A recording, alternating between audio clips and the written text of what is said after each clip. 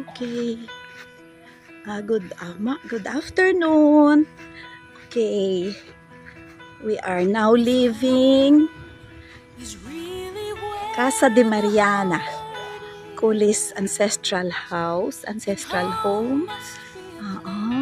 So, Vin came this afternoon with Father Barry. We took a photo. We took photos, no? And Vin told me that ito pala, bodega, used to be sabi niya, dito daw kayo nakatira. No, Manangpaat? Yan. Okay. There, naayos na. Oh, we put some Christmas lights para naman may tatanggalin nila yan mamayang gabi. Yan, naglagay din kami ng konting trapal. Mandures yung trapal mo.